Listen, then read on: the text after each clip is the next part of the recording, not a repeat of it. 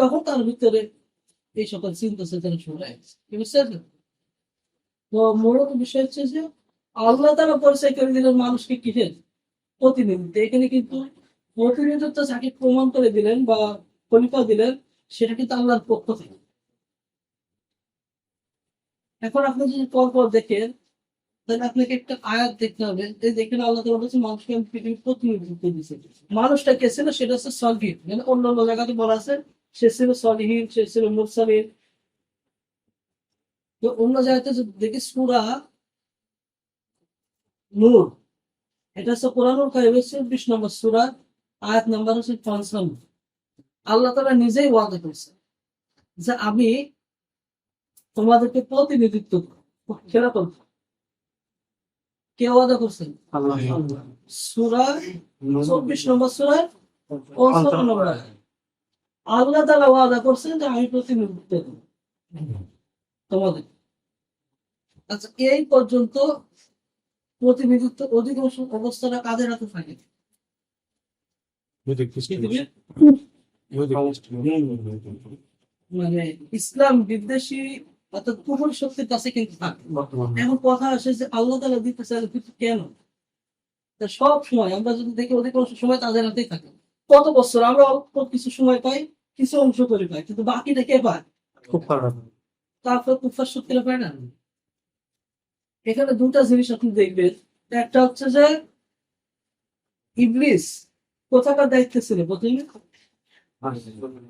জমিন, তো জমিনের দায়িত্ব ছিল। এখন যে সকল আগাছা বা ক্ষতিকর দ্রব্য, এই জিনিস বা গাছ গাছরা, এগুলা জমিন থেকে কিন্তু কি হয়?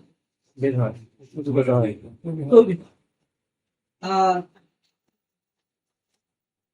ইবলিসের কাজগুলো হচ্ছে সে যে জমিনের কর্তৃত্ব ছিল, এই জমিন থেকে তার অনুসারী, তার মানে শিরিক, তার মূর্তি পূজা এবং তার পক্ষে যে সকল কাজগুলো আছে, শিরিক, বিদআত, কুসংস্কার, কুফরি, যা কিছু আছে, এই জমিন থেকে কি করে? তৈরি করে। এই জমিন থেকে তৈরি করার পিছনে আরো কিছু কারণ আছে, যেটা এই জমিনের প্রতি সকলের একটা কি আছে? আকর্ষণ আছে। এই মানব জাতির একটা কি আছে? কারণ আমরা কিন্তু সকলে এই জমিন অর্থাৎ মাটির তৈরি, এটার প্রতি একটা আকর্ষণ আছে।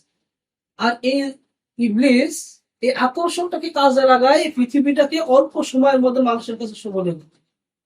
মানে খুব অল্প সময়ের মধ্যে কি করতে পারে? সবলে করতে। আপনার যদি কেউ বলে যে ভাই আমি তোমাকে ৫০ বিঘে জমি দিলাম, অনেক ফসল, দেখতে সুন্দর, এরকম জায়গা যদি দিয়ে দেয়, এটাকে কেউ ফেলা দিতে চান সহজে? তার মানে কি এটা একটা আকর্ষণের জিনিস না? একটা বাড়ি, সাধারণ গাড়ি, এই জাতীয় জিনিস যদি দেয়, পৃথিবীর যে সকল দুনিয়াবি যে সকল আকর্ষণ এই যদি দেন, তার অধিকাংশ মানুষ যারা দিন বোঝে না, তারা সেখানে কি হয়ে যায়? দুর্বল হয়ে পড়ে।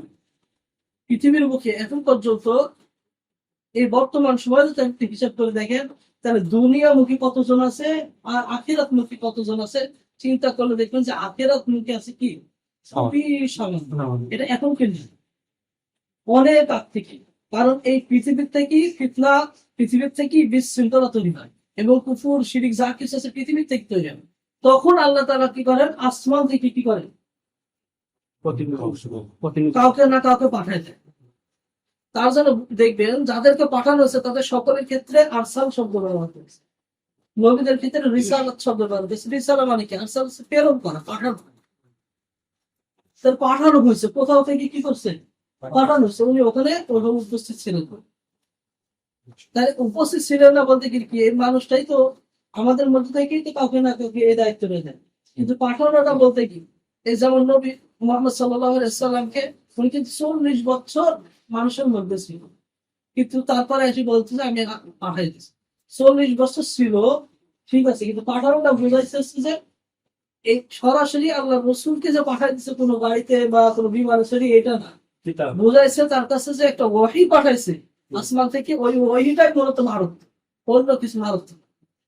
উনি একজন মুহাম্মদ, তার নাম, তার বাবার নাম আব্দুল্লাহ, এছাড়া কিছু না।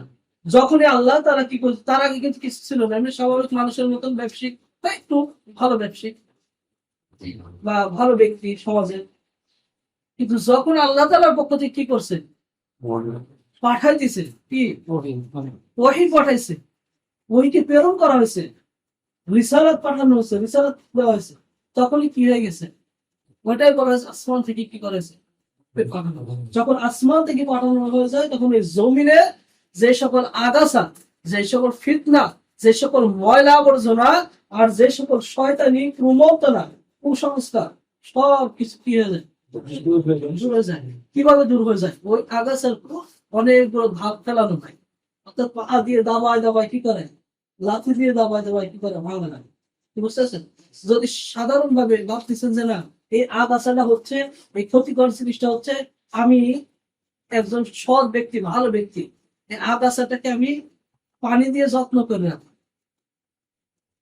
এমনি সে একসময় কি হবে, শেষ হয়ে যাবে। তাহলে কি শেষ হবে? আপনাদের দিকে ধানের চাষ হয় নাকি? এই ধান ওঠার আগে কয়েকবার কিন্তু ওটা নিরানো লাগছে। কারণ কি জানেন, ওই ধানের মধ্যে আবার আগাছা থাকে। এখন আগাছাকে যদি যত্ন করে তাহলে ধানের কি হবে, ক্ষতি হবে। তাহলে ধানকে রাখার জন্য আগাছাকে কি করতে হবে, যদি পয়সা খরচ করতে হয় তবুও করতে হবে। তো এই জমিটা একটা ভালো জিনিসের জন্য আছে, খারাপ জিনিস আছে, কারণ এই জমিটা মানুষের জন্য দায়িত্ব নিয়েছে। এখন যদি এই ভালো মানুষগুলোকে যদি ইমানের পথে নিয়ে আসতে হয়, ভালো মানুষগুলোকে যদি জান্নাতের মধ্যে প্রবেশ করাতে হয়, তবে কি করতে হবে, এই আগাছাগুলোকে পরিষ্কার করতে হবে, ধ্বংস করতে হবে। তো এর জন্য কোনো লেবার বা কর্মচারী বা কর্মকর্তার প্রয়োজন আছে না নাই? সে আল্লাহ তাআলা এসে করে দিচ্ছে না, আল্লাহ করতেছে, কারণ এই জমির মালিক কে, আল্লাহ। তার পক্ষ থেকে কাউকে না কাউকে পাঠা দিয়ে সেই কাজটা বুঝা দিয়ে করা হচ্ছে, বুঝতে পারছেন তো? এই কারণে আগাছা যেটা তৈরি হচ্ছে সেটা আসমান থেকে রহমত, যে বৃষ্টি আসতেছে সেটা কোথায় থেকে, আসমান থেকে। এই কারণে আল্লাহ তাআলা আসমান থেকে সবকিছু পাঠায়। এমনকি যে আবাবিল পাখি পাঠানো হয়েছিল না, এখানে আরসাল শব্দ ব্যবহার করা হয়েছে।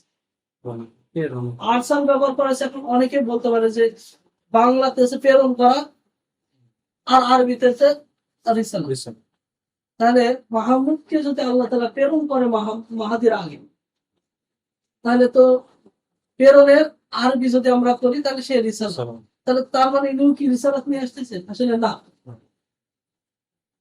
তাহলে যদি এটা মাহমুদের ক্ষেত্রে যদি রিসালাত শব্দ ব্যবহার প্রেরণের ক্ষেত্রে, তাহলে রিসালাত প্রাপ্ত হয়েছে যে তয়রান পাখি, বুঝছে না? তারা আসলে কি তারা রিসালাত প্রাপ্ত বলে স্বীকৃতি? আসলে তা আল্লাহ তাআলা পক্ষ থেকে পাঠাইছে, ওনাকে বলছে কি আরসাল শব্দ ব্যবহার করেছে। তাহলে এখন মূল বিষয়টা হচ্ছে এই বিষয়টা না, তার কি কর্ম, তাকে কি দায়িত্ব দেওয়া হয়েছে, এটার পুরো পদ ভাগ হয়। কি বুঝতে পারছেন? তাহলে এখন যে বিষয়টা সেটা হচ্ছে যে এই জমিনে দায়িত্ব দিতে চাইছেন আল্লাহ তাআলা। প্রথমেও পরিচয় করে দিয়েছেন যে না এই আদমকে কি করবে, নেতৃত্বে। তাহলে আদমের সন্তান বনি আদমরা নেতৃত্ব আসবে। তাহলে কিভাবে বনি আদমের সন্তান ভালো থাকতে পারে, মন্দও থাকতে পারে। কারণ যেমন এই যে ক্ষেতের মধ্যে আপনার ধানও থাকতে পারে, আগাছাও একটা ক্ষেতে কিন্তু এরকম জিনিস থাকতে পারে। এখন মূলত হচ্ছে যে কিভাবে দিবে, ওখানে যেমন আপনার ধানটা ভালো নিতে চাইলে আগাছা পরিষ্কার করা লাগবে, এখানে কিছু শর্ত দেওয়া আছে। এখানে শর্ত হচ্ছে সূরা নূরের ৫৫ নম্বর আয়াতে আল্লাহ তাআলা বলছে, ওয়াদা করছেন যে আমি তোমাদেরকে প্রতিনিধিত্ব দেব। তার বেশিরভাগ প্রতিনিধিত্ব আস্তে আস্তে বেধক আমরা পাচ্ছি না। শর্ত কিছু ছিল যে যেরূপ ভাবে তোমাকে দিয়েছি, তোমার পূর্ববর্তীদেরকে দিয়েছি, সেরূপ ভাবে দিবে। এখন বলেন তো এই ওহীটা কার উপর নাযিল হয়েছে? আল্লাহ রাসূল সাল্লাল্লাহু আলাইহি ওয়াসাল্লাম। আল্লাহ রাসূল সাল্লাল্লাহু আলাইহি ওয়াসাল্লামকে বলছে আমি তোমাকে কি করব, তোমাদেরকে প্রতিনিধিত্ব দিব সেরূপ ভাবে যেরূপ ভাবে তোমার পূর্ববর্তীদেরকে প্রতিনিধিত্ব দিচ্ছে। এখন আল্লাহ রাসূলের পূর্বের প্রতিনিধি কে ছিল নাম জানেন? ঈসা আলাইহিস সালাম। আচ্ছা ঈসা আলাইহিস সালাম যে প্রতিনিধি ছিলেন, এই প্রতিনিধি কি মানুষ বানাইছিল না আল্লাহ বানাইছিল? তার আগে কে ছিল? মুসা এবং অন্যান্য নবী ছিল। তাদেরকে কে প্রতিনিধিত্ব দিয়েছিল, কোন মানুষ না আল্লাহ তাআলা দিয়েছিল? এইভাবে যদি আপনি খুঁজতে যান, রাসূলের পূর্বে যতগুলো পৃথিবীর প্রতিনিধি আসছে তারা কেউই তাদেরকে কেউ কোনো মানুষ প্রতিনিধিত্ব দেয় না। দিছে কে? এখন দেখেন এটা হচ্ছে রসুল থেকে গেল শেষের দিকে, যেহেতু এই আয়াতটা রহিত হয় নাই, তাহলে এখন আমরা সামনের দিকে যদি দেখি, সামনের দিকে দেখতে গেলে দেখতে পাবো যে রসুলের পর কারা প্রতিনিধিত্ব পাচ্ছে, কিভাবে পাইছে? রসুলের পর প্রতিনিধিত্ব পাইছে খলিফা আবু বকর।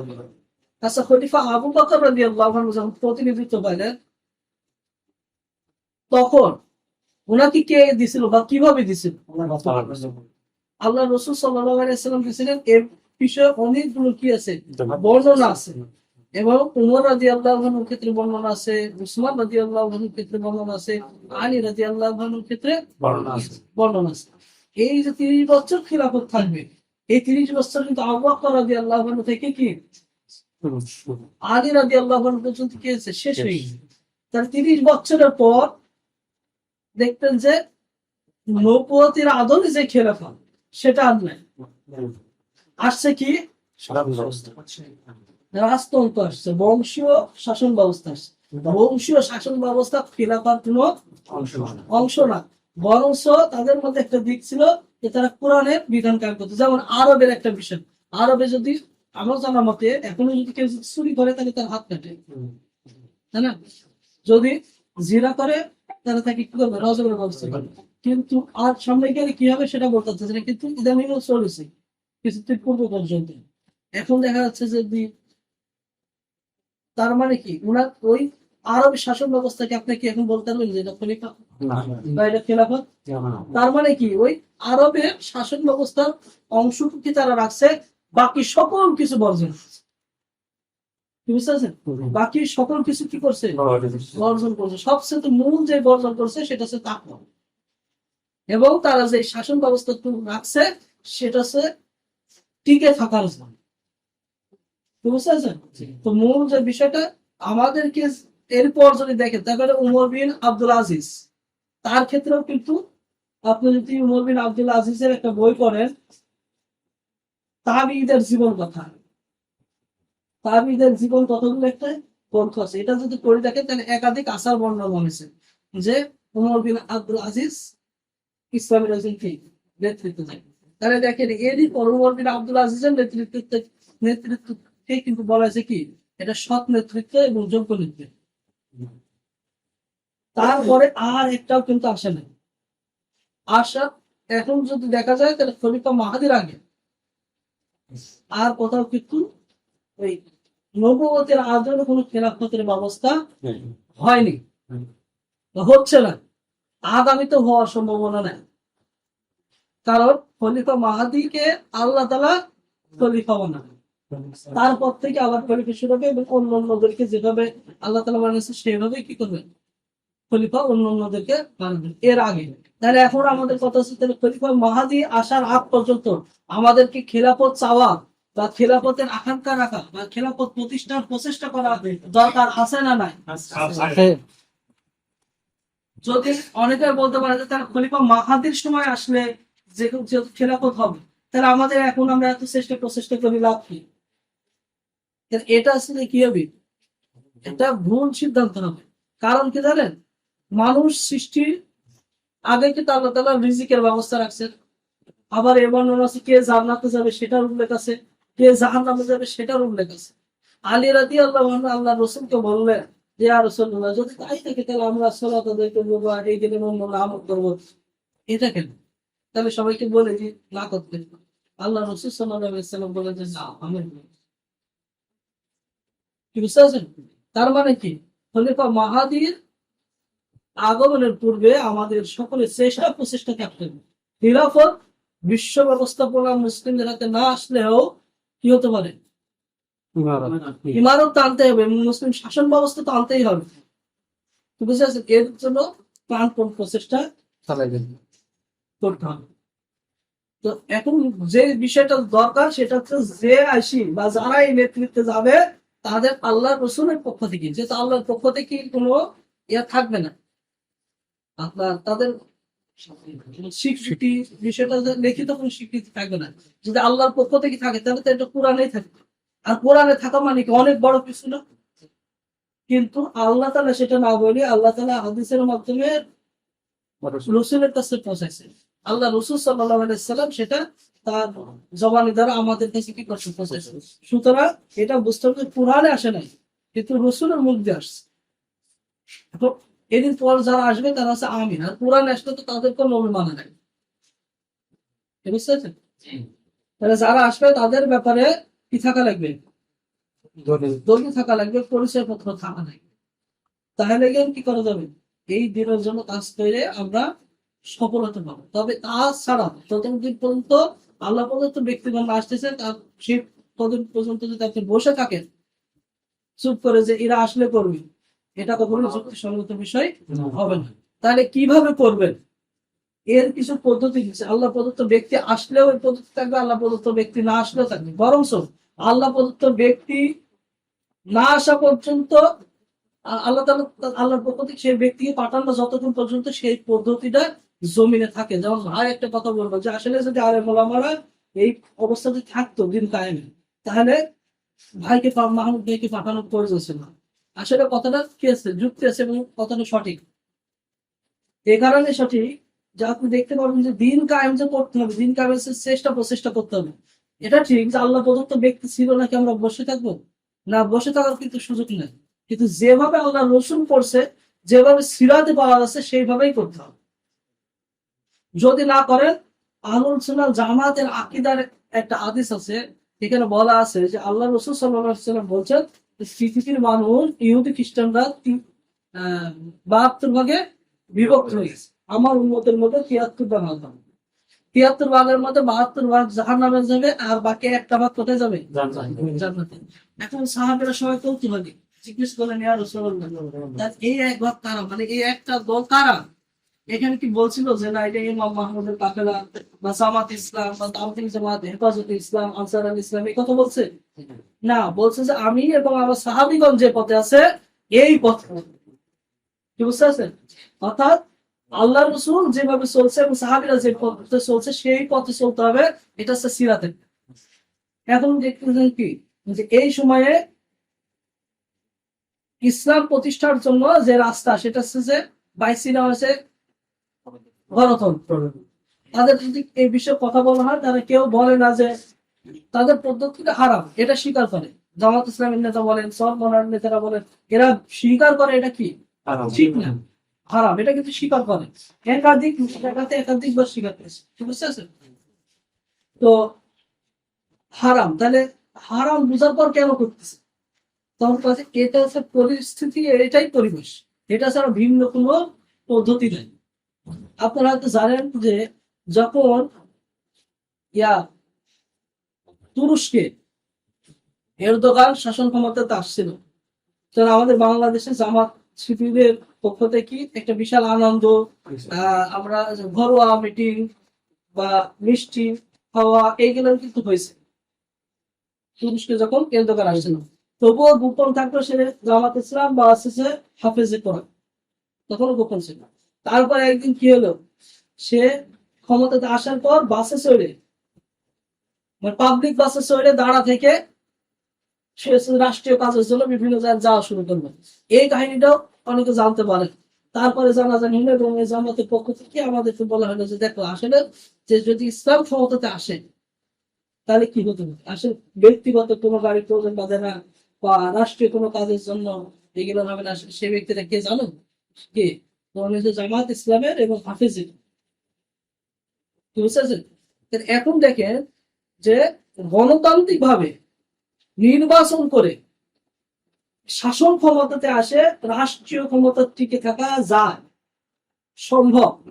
কারণ এটাও একটা রাজনীতি দল। আমি কিছুদিন আগে বলছিলাম না, আওয়ামী লীগ একটা রাজনীতি দল, বিএনপি একটা রাজনীতি দল, জামাত ইসলাম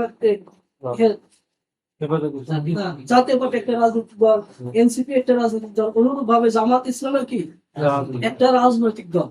রাজনৈতিক দল হিসেবে পৃষ্ঠা পরিবর্তন হলে একজনের বদলে ক্ষমতা যাবে, এটা কিন্তু অস্বাভাবিক কিছু। কিন্তু সমস্যাটা কোথায় জানেন? সমস্যাটা হচ্ছে যে ওই সংসদে তারা যেমন বসতেছে এভাবে সাথে করে ইসলামকে নিয়ে যাওয়া হবে, এটা কোনো ক্রমেই সম্ভব না। তার কয়েকটা প্রমাণ, যেমন আমরা একটা জিনিস জানি যে মিশরে কিন্তু জামাত ইসলাম ক্ষমতা আসছিল, আসার পর কি হয়েছে, কতদিন ছিল না, কিন্তু কয়েকদিন থাকে, তারপরে ওখানে সেরা বিদ্রোহ হয়েছে। আবার যদি দেখেন যে তুরস্কে এরদোগান কিন্তু এখনো আছে ক্ষমতা, জামাত ইসলামরা স্বীকৃতি দিচ্ছে সে হাফেজ কোরআন এবং জামাত ইসলাম, তাহলে সে কিন্তু এখন ক্ষমতাতে আছে। ক্ষমতাতে থাকার পর কি,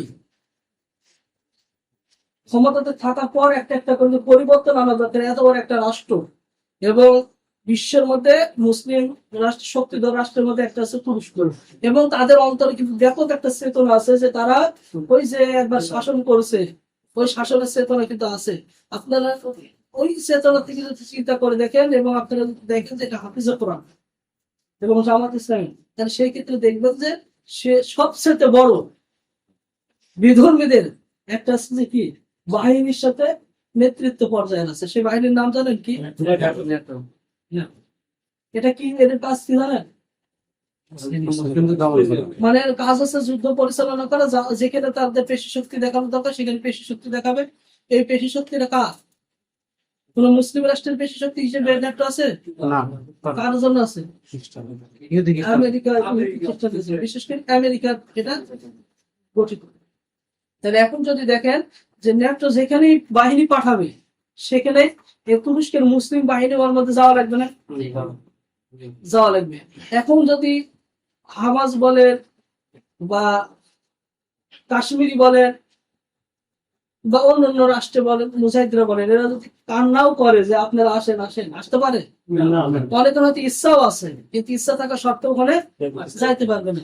সাধারণ একটা বিষয় দেখেন যে ওরা কিন্তু এখানে যাইতে পারে না। আবার ওদের পক্ষ থেকে যদি চাওয়া হয় যে এখনই ন্যাটো ইয়ার পক্ষ ইয়ার যাবে, এই গাজার বিপক্ষে ইসরায়েলের পক্ষে যুদ্ধ করার জন্য যাবে, সেখানে 200-400 বা 200 কিন্তু তুরস্কের সেনাবাহিনী দেওয়াই লাগবে, কোনো কথা দেওয়া লাগবে না। তাহলে মূল বিষয়টা হচ্ছে, তাহলে আমি রাষ্ট্রীয় ক্ষমতা গণতন্ত্রের মাধ্যমে ক্ষমতা যা বললাম, ক্ষমতা আসার পরেও যদি কোনো পরিবর্তন না আসে, ক্ষমতা যাওয়ার পরেও যদি ইসলাম কখন প্রতিষ্ঠিত না হয়, আমি এ পর্যন্ত দেখি নাই যে ওখানে ধর্ষণ হওয়ার পর কোন ব্যক্তিকে, কোন ধর্ষণ করার পর কোন ব্যক্তিকে ইসলামের যে বিধান সেই বিধান কার্যকরী হয়েছে কিনা, তুরস্কে ওই দোকান ক্ষমতা চোরের হাত কাটা হয়েছে কিনা এটা এখন পর্যন্ত কি জানি না।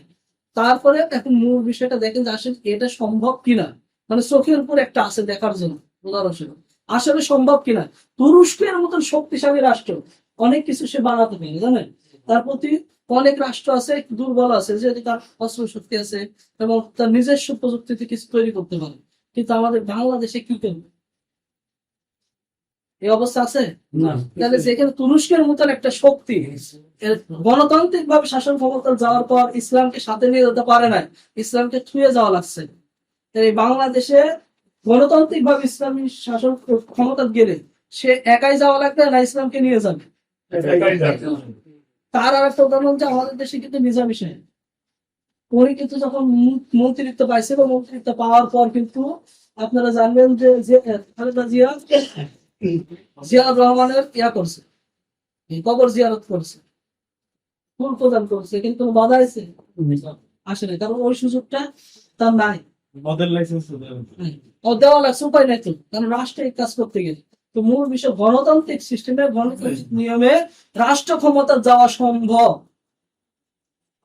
কিন্তু ইসলাম কায়েম করা সম্ভব না। আবার ক্ষমতা গেলেই যে এটা বুঝতে হবে যে আল্লাহ তাআলা পাঠাইছে এমনটাও না।